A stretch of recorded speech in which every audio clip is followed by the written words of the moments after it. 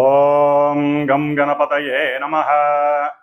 ఓం సుముఖశ్చేకదంతశ్చ కపిలో గజకన్నికః లంబోదరశ్చ వికటో విఘ్నరాజో గణాధిపః ధూమకేతుర్గణాధ్యక్షో ఫాలచంద్రో గజాననః వక్రతుండః శూర్పకర్ణో హేరంబస్కందపూర్వజः షోడశైతాని నామాని యప్పటే శృణుయాదపి విద్యారంభే వివాహే చ ప్రవేశే నిర్గమే తదా సంగ్రామే సర్వకార్యేషు విఘ్నస్వస్త్య న జాయతే.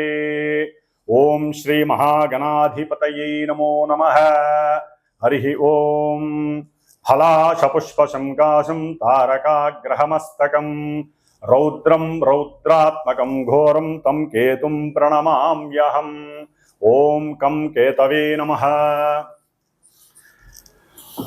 ప్రేక్షకులందరికీ కూడా మరి ఇప్పుడు కాలమానంలో అంతరిక్షంలో మార్చి 30వ తేదీన ప్రారంభమైనటువంటి శని యొక్క రాశి మార్పు ద్వారా మే 14వ తారీఖున గురువు రాశి మారడం మిథున రాశిలోకి, ఆ తదుపరి మే 18వ తేదీన ఈ గ్రహాలన్నిటినీ కూడా తన యొక్క వశీకరణంలో ఉంచుకునేటటువంటి, తన యొక్క ఛాయలో ఉంచుకునేటటువంటి ఛాయాగ్రహాలు రెండు ఉన్నాయి మనకి. ఇవి గేమ్ ప్లేయర్స్. మొత్తం అంతరిక్షాన్ని అట్లాగే సూర్యుణ్ణి చంద్రుణ్ణి కూడా తమ యొక్క ఛాయలో కొన్ని క్షణాల పాటు ఉంచేసి మన యొక్క భూవాతావరణంలో అంతరిక్షంలో ఎన్నో ఆటలు ఆడేటటువంటి గేమ్ ప్లేయర్స్గా ఈ రాహుకేతువుల్ని అభివర్ణిస్తూ ఉంటారు. కాబట్టి అట్లాగే మే 18వ తేదీన రాహుగ్రహము కుంభరాశిలోకి తన యొక్క ప్రవేశాన్ని పూర్వాభాద్ర నక్షత్రంలో ప్రవేశించి స్టార్ జరుపుతుండగా, మరి ఆయనకు ఎదురుకుండా 180 డిగ్రీల దూరంలో ఈ యొక్క కేతువు అనేటటువంటి ఒక గ్రహము, మృత్యుగ్రహము మరి సింహరాశిలోకి సూర్యుడి యొక్క నక్షత్రమైనటువంటి ఉత్తర ఫల్గుని నక్షత్రంలో చార జరుపుతోంది. అంటే రాశి మార్పు జరుగుతోంది. కన్యా రాశిలోంచి సింహరాశిలోకి మార్పు జరుగుతోంది. దీనివలన అసలు కేతువు ఎవరు? కేతువు ఒక మృత్యుదేవత. అంటే బ్రహ్మగారు ఒకానొక సమయంలో తను ఒక మృత్యువు అనేటటువంటి ఒక ఆవిడికి సృష్టి చేశాడు. అయితే ఎందుకని చేశాడు ఆ మృత్యువు అనేటటువంటి ఆవిడంటే, మరి భూమి మీద ఎంతోమంది కర్మానుసారం పుడుతూ ఉంటారు. ఎన్నో జీవులు, అది మానవుడు కావచ్చు, జీవులు కావచ్చు. మరి పుడుతున్నప్పుడు ఈ జీవులు మళ్ళీ చనిపోతేనే కదా మళ్ళీ సృష్టి అనేది వీణవుతూ ఉంటుంది. ఉన్నవాళ్ళు అలాగే ఉంటే కష్టం కదా. అందుకని అది ఆలోచించి ఆవిడికి జననమిస్తే ఆవిడ ఏడుస్తోంది, ఇదేనా నేను అందరినీ కబలించడానికేనా నాకు జన్మనిచ్చింది అని బాధపడుతుంటే, అప్పుడు ఆవిడ బాధపడుతున్నప్పుడు ఆ కన్నీటిలోంచి ధారల్లోంచి కొంత పొగ వచ్చింది. ఆ పొగలోంచే కేతువు అనేటటువంటి ఒక ధూమ్ర గ్రహం, అంటే ఈ పొగని ధూమ్రము అంటారు. కాబట్టి కేతువు ధూమ్ర గ్రహంగా జన్మించాడు ఆ మృత్యువు అనేటటువంటి ఆ బ్రహ్మచేత సృష్టింపబడినటువంటి కన్యకు. కాబట్టి మృత్యువు యొక్క కొడుకు కాబట్టి కేతుగ్రహము మృత్యుతుల్యమైనటువంటి ఎన్నో ఇబ్బందులు, ఎన్నో అగాధాలు, చిత్ర విచిత్రమైనటువంటి కార్యక్రమాలు చేస్తూ ఉంటాడు. మనసంతా కూడా, అంటే ఈ యొక్క అశ్విని నక్షత్రం అట్లాగే మఖా నక్షత్రం, ముఖ్యంగా మూలా నక్షత్రం, ఈ 3 నక్షత్రాలకి ఆయనే అధిష్టాన గ్రహం కేతు.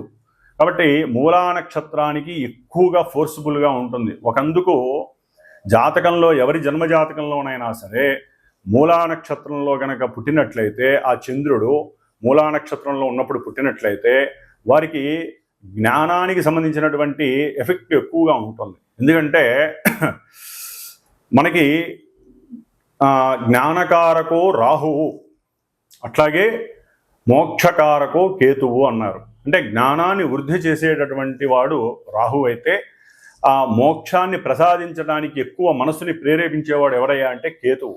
అందుకనే మనకి వాస్తు ధర్మంలో కూడా ఈశాన్యంలో కేతువుకి గురుడితో పాటు కేతువుకి కూడా స్థానాన్ని ఇచ్చారు. అంటే కొంత భాగాన్ని పెంచమని చెబుతారు. 1 అంగుళమో 2 అంగుళాలో 10 అంగుళాలు, ఎక్కువ కాదు. అంటే అది దైవానికి సంబంధించినటువంటి స్థానంగా భావిస్తారు. కాబట్టి ఈ కేతువు విష్ణు అంశ. ఎందుకంటే మనకు ఉన్నటువంటి దశావతారాలు ఉన్నాయి. ఈ దశావతారాల్లో కేతువు ఆ మీనావతార అంశ అంటే సాక్షాత్తు విష్ణుమూర్తి యొక్క అంశతో ఆవిర్భవించిన వాడని అర్థము. కాబట్టి మనకి జాతక చక్రంలో ముహూర్త భాగంలో కానీ నిత్యము కానీ మనకి ప్రతిరోజు రాహుకాలము అని ఉంటుంది. అంటే రాహుకాలము ప్రాంతీయ భావాలను బట్టి మనకి ఉంటూ ఉంటుంది, తమిళనాడులో ఎక్కువగా ఉపయోగిస్తూ ఉంటారు. కానీ కేతుకాలము అని కూడా ఉంటుంది. అంటే కేతుకాలం ఎక్కడా చూడలేదు కదండి, రాహుకాలం విన్నాం కానీ అని మీరు అనుకోవచ్చు. కేతుకాలము అంటే మనకి పంచాంగంలో యమగండ కాలము అంటారు. మరి మృత్యు అంటే యముడే కదండి. కాబట్టి వీళ్ళందరికీ రిలేషన్స్ ఉన్నాయి, సత్సంబంధాలు ఉన్నాయి. వీళ్ళందరికీ కూడా మృత్యుదేవతకు కానీ, కేతువుకి కానీ, యముడికి కానీ, శనికి కానీ అందరికీ కూడా వీళ్ళందరూ కూడా మనుషుల్ని మింగేసేటటువంటి తత్వం ఉన్నటువంటి వాళ్ళు. కాబట్టి ఈ యొక్క కేతుకాలం అంటే యమగండ కాలము అంటారు. ఈ యమగండ కాలంలో సాధ్యమైనంతవరకు పనులేవి ప్రారంభం చేయకూడదని శాస్త్రవచనం. మరి ఈ కేతువు ఏ విధంగా ఉద్భవించాడు? మనం ఆల్రెడీ మనకి అందరికీ కూడా పురాణ గాథ తెలుసు. క్షీరసాగర మథనము, దాంట్లో రాక్షసుణ్ణి స్వామివారు విష్ణు చక్రంతో సుదర్శన చక్రంతో అతని యొక్క శరీరాన్ని 2 ముక్కలు చేస్తే శిరస్సేమో మనకి రాహుకి వెళ్ళిపోయింది. కింద ఈ శరీరం అంతా కూడా మొండెంతో ఉన్నదానికి నాగుపావును పెట్టేసి మరి విష్ణుమూర్తి ఆజ్ఞాపించాడు కేతువును కూడా. వీళ్ళకు కూడా మన యొక్క సప్తగ్రహాలు అయితే నవగ్రహాల్లో ఒక్కొక్క స్థానం ఇచ్చారు. కానీ ఈ రాహుకి కేతువుకి ఒక స్థానం మీద కమాండింగ్ ఉండదు, వాళ్ళకంటూ ఏదీ లేదు. ఓకే, కొన్ని శాస్త్రాల్లో వృషభము ఉచ్చ అని, అట్లాగే రాహుకి ఉచ్చ క్షేత్రం అని, కేతువుకి మరి వృశ్చిక రాశి ఉచ్చక్షేత్రం అని అంటారు. అట్లాగే సింహము మీనము కూడా కేతువుకి పరిపరి మతాల విధంగా, అంటే ఈ యొక్క శాస్త్రాలలో రకరకాలుగా సింహరాశి కేతువుకి స్వక్షేత్రమని, అట్లా మీనరాశి స్వక్షేత్రం అని అంటారు. మరి ఈ యొక్క రాహుకేతువులు ఈ యొక్క భూమండలంలో ఎన్నో ఉన్నటువంటి మన ప్రకృతి అంతా కూడా వాళ్ళు ఆవరించవేసి సూర్యాస్తమయాన్ని సూర్యోదయాన్ని కమాండ్ చేస్తూ, అంటే కాలాల రూపంగా యమగండ కాలమని, మృత్యుకాలమని, వీళ్ళ మాంది గ్రహాలు, అట్లాగే గుళిక కాలాలు, ఇవన్నీ కూడా చాలా రకాలుగా ఉంటాయి. అయితే ఈ కేతువు అనేటటువంటి వాడు ఎక్కడైతే ఏ రాశిలో ఉంటాడో ఆ రాశి ప్రభావాన్ని ఇస్తాడు, రాహుమాలే. అట్లాగే ఏ నక్షత్రంలో ఉంటే ఆ నక్షత్రాధిపతి యొక్క రాశి ప్రభావాన్ని ఇస్తాడు, ఏ గ్రహాన్ని అయితే ఉంటే ఆ గ్రహాన్ని కూడా ఇస్తాడు. కానీ ఈయన జ్ఞానాన్ని ఎక్కువగా, అంటే మోక్షాన్ని, జ్ఞానం ఉంటేనే కదండి మోక్షం వచ్చేది, లేకపోతే మోక్షం డైరెక్ట్గా ఎవరికి రాదు, అంత ఈజీ కాదు. ఆ జ్ఞానాన్ని ఇవ్వడానికే రాహువు. కానీ కేతువు కూడా రాహువుకి కమాండ్లోనే ఉంటాడు. కానీ ఈ కేతువు ఏమి అంత మంచివాడు కాదండి, మోక్షాన్ని ఇస్తాడు అంతవరకే. కానీ ఆయన పాపగ్రహాలతో కలిస్తే పాపాన్ని ఇంకా రెట్టింపు చేసి మింగేసేటటువంటి తత్వం ఉన్నటువంటి వాడి కేతువు. కాబట్టి ఈ కేతువు యొక్క పరిజ్ఞాన రీత్యా చూస్తే ఎటువంటి కార్యమైన ఆటంకాలు, వ్యాపారస్తులు పూర్తిగా కింద వాళ్ళు పడిపోవడానికి, వ్యాపారంలో పూర్తిగా నాశనం అయిపోవడానికి కూడా ఈ కేతువు కారణం అవుతాడు ఒక్కోసారి.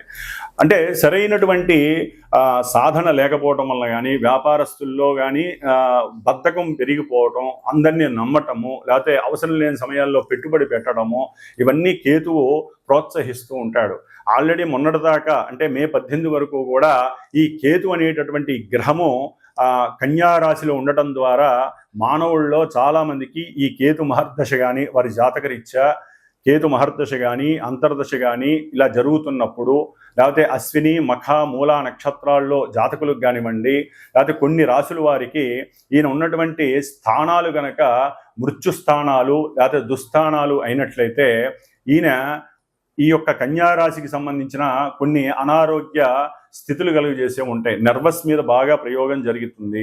అట్లాగే లోపల జీర్ణకోశానికి సంబంధించిన, పేగులకి సంబంధించిన ఇంటెస్టివ్ డైజెషన్ సిస్టమ్, అంటే అజీర్ణ వ్యాధులు ప్రబలటానికి, ముఖ్యంగా వ్యాపారస్తులకి నష్టాలను కలుగజేయడానికి, వ్యాపార వృద్ధి జరుగుతుంది అనుకుంటే అది కాస్త క్షీణించడానికి ఈ కేతువు చాలా వరకు దోహదపడ్డాడు ఇప్పటి వరకు కూడా.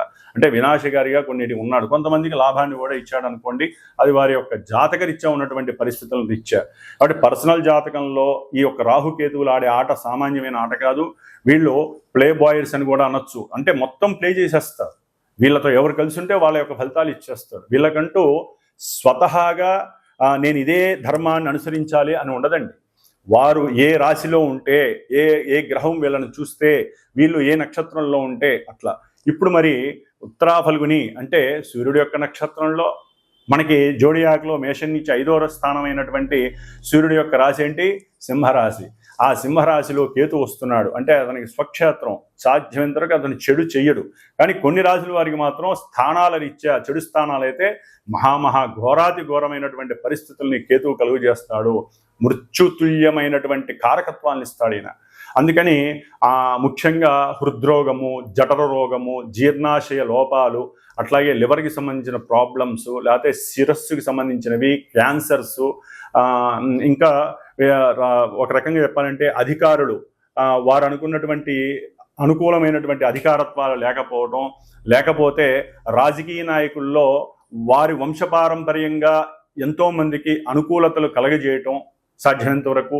ఎందుకంటే కుజవత్ కేతువు శనివత్ రాహువు అన్నారు. అంటే కుజవత్ కేతువు అంటే కుజుడిచ్చే ఫలితాలన్నీ కేతు ఇస్తాడు. కుజుడు ఏ విధమైనటువంటి దుర్మార్గపు పనులు చర్యలు ఇస్తాడో, ఎందుకంటే యుద్ధాలు కావచ్చు, శస్త్రచికిత్సలు కావచ్చు, ముఖ్యంగా కేతుగ్రహ ప్రభావం ఉన్నటువంటి వాళ్ళకి శస్త్రచికిత్సలు ఎక్కువగా జరిగే అవకాశాలు ఉంటాయి. అది ఏ భాగం అనేటటువంటిది శరీర జాతకం నుంచి తెలుస్తూ ఉంటుంది. కాబట్టి మరి కుజుడు ఇచ్చేటటువంటి భయాందోళనలు కానీ, ప్రమాదాలు కానీ, మృత్యుతుల్యమైన ఏ విషయాలైనా సరే, ఈ యొక్క ముఖ్యంగా ల్యాండ్ లిటిగేషన్స్ కానివ్వండి, లేకపోతే అన్నదమ్ముల మధ్య గొడవలు కానివ్వండి, పోట్లాటలు, ఒక చోట సరైనటువంటి స్థిమితం లేకపోవటం, మానసిక విచిత్రమైనటువంటి కళాఖండాలు ఉంటాయి వీళ్ళల్లో. అట్లాగే జూలై 20 తర్వాత ఈయన మళ్ళీ పూర్వఫల్గుని నక్షత్రంలోకి వస్తున్నాడు, శుక్ర నక్షత్రం. ఇప్పుడు సూర్యుడిచ్చే ఫలితాలు ఇస్తే అప్పుడు శుక్రుడిచ్చే ఫలితాలు. చిత్రకళారంగంలో వాళ్ళకి కొంతమందికి అనుకూలతలు ఉంటాయి, కొంతమందికి దిగజారితనాలు ఉంటాయి. చాలా చాలా గోల్మాల్ సిస్టమ్స్ అనేవి కేతు ఇస్తాడు. చిత్రకళా పరిశ్రమ,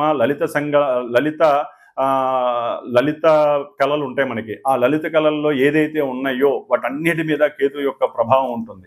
సెన్సెక్స్, ముఖ్యంగా షేర్స్ అండ్ సెన్సెక్స్ దేశకాలమాన పరిస్థితుల్లో ఇవి చాలా ఎక్కువగా ఈయన యొక్క కేతు యొక్క ప్రభావం ఉంటుంది. అట్లాగే భార్యాభర్తల మధ్య అన్యోన్యతకు కూడా కేతువు యొక్క ప్రభావం ఉంటుంది. ముఖ్యంగా కేతువుకి సంతానానికి సంబంధం ఉంది. ఎందుకంటే కాలసర్ప దోషంలో కేతు యొక్క పాత్ర అచంచలమైనటువంటిది, అనిర్వచనమైనటువంటిది. కాబట్టి సంతానం లేనటువంటి వాళ్ళు ఎంతోమంది గణపతిని ఆరాధించుకోవాలి, సుబ్రహ్మణ్యేశ్వర స్వామిని ఆరాధించుకోవాలి.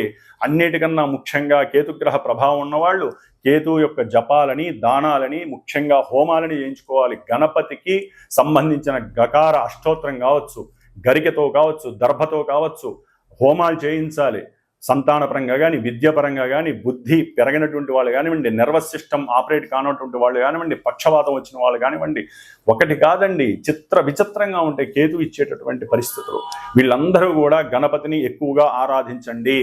కేతుగ్రహ ప్రభావం వలన, దానివలన బుద్ధి వికాసము, కూర్చుంటే పూజ చేయాలనేటటువంటి తాపత్రయం పెరుగుతుంది. మోక్ష మార్గానికి మీకు మీరే ఆ దైవాన్ని ఎక్కువగా నమ్ముకోవాలి.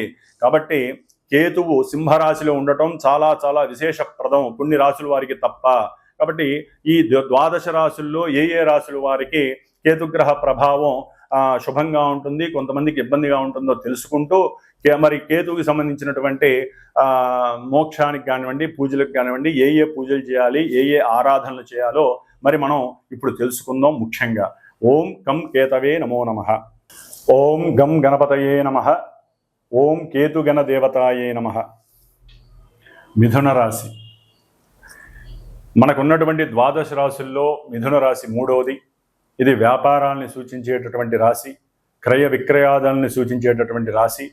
అట్లాగే మనకు సంబంధించి ఇప్పటి వరకు కూడా మే 18 వరకు కూడా ఈ కేతు అనేటటువంటి గ్రహము 4వ స్థానంలో ఉండటం ద్వారా విద్యార్థులకి కొంచెం ఇబ్బందికరం. అట్లాగే లిటిగేషన్లో ఉన్నటువంటి ఆస్తిపాస్తులు, స్థిర చరాస్తుల విషయంలో ఎన్నో ఎదుర్కొన్నటువంటి ఇబ్బందులు సామాన్యమైనవి లేవు.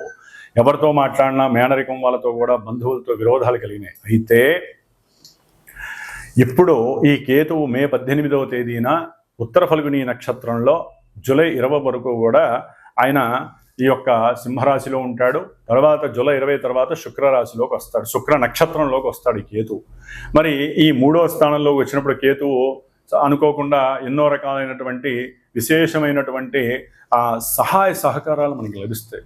ముఖ్యంగా ఎవరి ద్వారా అంటే, ఒక్కోసారి లిటిగేషన్స్లో మనకి ఎన్నో సమస్యలు ఉంటాయి. గృహాలు అమ్మే విషయంలో, లేకపోతే ముఖ్యంగా అమ్మే విషయంలో ఉన్నప్పుడు తండ్రి గారి సహకారం మీకు చాలా ఉపయోగపడుతుంది. జూలై 20 లోపల ఈ యొక్క మిథున రాశి వారికి తండ్రి యొక్క సహకారం చాలా ఉపయోగపడుతుంది. అది వాక్ రూపంలో కానీ, లేదా ఎవరికైనా కొత్త వాళ్ళతో పరిచయం చేస్తారు మీకు, ఒక లాయర్తో. అంటే ఏదైనా ఇబ్బందిగా ఉంది, ఇప్పటివరకు పని జరగట్లేదు, డబ్బులు అయితే కోల్పోతున్నారు, లాభం వస్తుంది అనుకుంటే జరగట్లేదు అనుకుంటే, మే 20 తర్వాత మీ తండ్రి గారి ద్వారా ఒక నూతన వ్యక్తితో పరిచయం అయి మీ పని ఫాస్ట్గా అవడానికి ఈ కేతుగ్రహం అనుకూలంగా ఉండడానికి అవకాశం ఉంటుంది.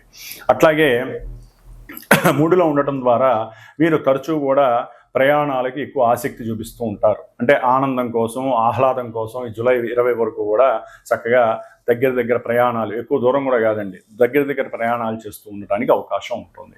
ముఖ్యంగా తల్లిగారి యొక్క ఆరోగ్యం పట్ల కొంచెం జాగ్రత్త వహించడం మంచిది. తండ్రి గారి వలన విశేషమైనటువంటి వంశపారంపర్య లాభాలు కలగడానికి అవకాశం ఉంటుంది మిథున రాశి వారికి, కేతుగ్రహం వలన మాత్రమే. మిగతా గ్రహస్థితి వేరే రకంగా ఉంటుంది. అట్లాగే ఈ కేతుగను చిత్ర విన్యాసాలు చేస్తూ ఉంటాడు, అందుకనే ఈయనకి చిత్రగుప్తుడు అధిదేవత అంటారు. అంటే ఈయనవన్నీ కూడా మనకి నవగ్రహాల్లో కూడా ఒక పుష్పము, ఒక వస్త్రము బెటరు.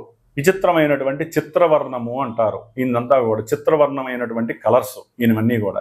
అట్లాగే ఇచ్చే ఫలితాలు కూడా అకస్మాత్తుగా మనం అనుకున్నది ఒకటైతే ఇంకోటి ఇచ్చే అవకాశం కూడా ఈయన ఉంటుంది. కాబట్టి సాధ్యమైనంత వరకు శుభ పరిణామాలు కలగడానికి కేతు అనుకూలత అయితే ఉంటుంది. ఎందుకంటే మేషరాశికి స్థానం 5వ స్థానం అవడం ద్వారా ప్రేమ వ్యవహారాలలో ఇప్పటి వరకు ఎవరైనా అర్థం కాక అనుమానాస్పదంలో, లేకపోతే అవమానింపబడ్డ అమ్మాయి అబ్బాయి ఒకరికొకరు అవమానింపబడ్డా, లేకపోతే ఒకరికొకరు అనుమానంగా ఉన్నా ఇది ఎంతవరకు ముందుకెళ్తుంది, అసలు వాడు మంచివాడా, ఈ అమ్మాయి మంచిదా చెడ్డదా, ఇట్లా ఎవరికైతే అనుమానాలు ఉన్నాయో అవన్నీ ఒక కొలుక్కి వస్తాయి. మీ మనసులో ఉన్నటువంటి భావాన్ని అవతల వ్యక్తి తెలియజేయడం ద్వారా ఒకరికొకరికి మధ్య సంయమనం ఏర్పడుతుంది, మంచి బాండింగ్ ఏర్పడుతుంది. అది వరకు ఉన్న ప్రేమ కన్నా ఇదే అసలైన ప్రేమ అనేటటువంటిది మాటల ద్వారా మీ మనసులో ఉన్నటువంటి భావనని వ్యక్తీకరించడం ద్వారా ఇరువురి ఒక అమ్మాయి ఒక అబ్బాయి మధ్య చక్కటి బాండింగ్ కలిగినటువంటి ప్రేమానురాగాలు కలగడానికి ఈ యొక్క అవకాశం ఎక్కువగా ఉంటుంది. ఇది జూలై 20 తర్వాత ప్రారంభం అవుతుంది ఈ బాండింగ్ నేచర్ అనేటటువంటిది, ఎందుకంటే శుక్ర నక్షత్రంలో కేతు వచ్చినప్పుడు. అట్లాగే సోదర సోదరీలు, తండ్రితో కొంచెం విభేదంగా ఉన్నటువంటి అన్నదమ్ముల మధ్య కొంత ఐక్యత కలగడానికి వీరు తమకు ఉన్నటువంటి ఉపాసనా బలంతో, తమ యొక్క ప్రజ్ఞతో, మేధస్సుతో అన్నదమ్ములతో, అక్కా చెల్లెలతో చక్కగా మాట్లాడితే గనక, అంటే పొరపచ్చాలు ఉండకూడదండి. ఎప్పుడూ కూడా కుటుంబంలో అన్నదమ్ములు, అక్క చెల్లెలు ఒక రక్తంతో పుట్టినటువంటి వారు, తల్లిదండ్రులు ఒకళ్ళే. మీ కర్మలు వేరు, ఆ కర్మల్ని ఈ గ్రహాలే ఇస్తాయి. శని, రాహు, కేతువు ఇలాంటి గ్రహాలు ఇస్తాయి. వాటిని ఎదుర్కోవాలంటే గణపతి ఆరాధన చేయాలి కేతు గ్రహానికి సంబంధించిన వాళ్ళు. కాబట్టి తల్లిదండ్రులని ఎప్పుడూ కూడా అన్నదమ్ములు కానీ అక్క చెల్లెలు కానీ ఎక్కువ బాధ పెట్టకండి, వాళ్ళతో అనుకూలంగా ఉండండి. మీ మనసులో బాధ ఉంటే మీరు కూర్చొని మాట్లాడండి. అన్నదమ్ములు అక్క చెల్లెలు సంబంధాలు ఊరినే రావు.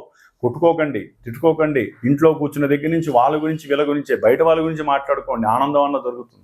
మీలో మీరు కొట్టుకొని తిట్టుకుంటే ఏమొస్తుంది, తల్లిదండ్రులు బాధలు పడతారు, వాళ్ళకి హార్ట్ అటాకులు వస్తాయి, వాళ్ళకి తిన్న తిండి అరగదు, గ్యాస్ట్రిక్ ప్రాబ్లమ్స్, మీ మధ్య సరైన ముచ్చట్లు లేకపోతే మీ యొక్క సంతానానికి కూడా ఎఫెక్ట్ పడి ఒక బాబాయ్ అని ఉండదు, పిన్నని ఉండదు, పెద్దనాన్నని ఉండదు, మేనమా ఉండదు, ఏముండవు, అన్నీ కూడా పోతాయి. కాబట్టి ఎప్పుడూ కూడా కుటుంబంలో అందరూ అనుకూలంగా ఉండటానికి ఎవరికి వారు తమ యొక్క పూజా ఫలితాలు ఉపయోగపడతాయి. మేధస్సు ద్వారా ఆ యొక్క జ్ఞానాన్ని ఇప్పుడు పెంచుకునే పరిస్థితి కలుగుతోంది. కాబట్టి గణపతి ఆరాధన చేయండి. ఏదైనా సరే మీ మధ్య కొంచెం తగువులు అంటే ఉంటే అవి పోవటానికి గణపతి ఆరాధన చేయండి. అందరూ కలిసి చక్కగా మాలాంటి బ్రాహ్మణ వేద పండితుల చేత గణపతి హోమాలు చేయించుకోండి. ఎన్నో ఉన్నాయండి హోమాల్లో, స్వామివారికి సంబంధించిన పూజలు ఎన్నో ఉన్నాయి. కాబట్టి అన్నీ చేయించుకోండి. వీరికి మిథున రాశి వారికి గణపతి అనుగ్రహం సంపూర్ణంగా కలిగేటటువంటి స్థితి కేతువు ఈ యొక్క మే 20 తర్వాత ఇవ్వటానికి అనుకూలంగా ఉన్నాడు. ఓం గం గణపతయే నమో నమః.